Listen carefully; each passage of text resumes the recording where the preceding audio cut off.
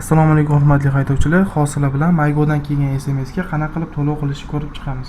Litsenziyaga ariz topshirganimizdan keyin 2-3 soat ichida bizga mana shunaqa ko'rinishda SMS keladi va bunga hozir klik ilovasi orqali to'lov qilamiz. Bu raqamni o'zimizga saqlanib qolamiz va klik ilovasiga kiramiz.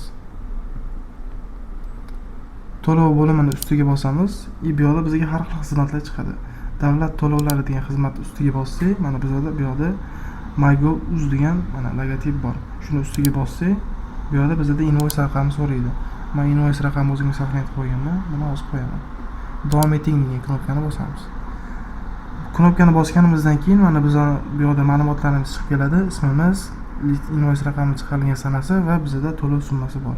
To'lov summasi 337.500. Davom eting degan knopkani bosamiz. Va biz bu yerda to'lov qilish uchun o'zimizga kerakli bo'lgan kartani tanlab, to'lov usulini bosamiz va to'lov qilamiz.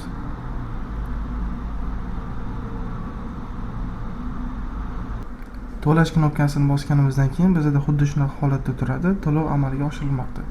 Bu ozgina vaqt ko'rib chiqiladi va to'lov muvaffaqiyatli amalga oshiriladi. E'tiboringiz uchun rahmat. Salomat bo'ling.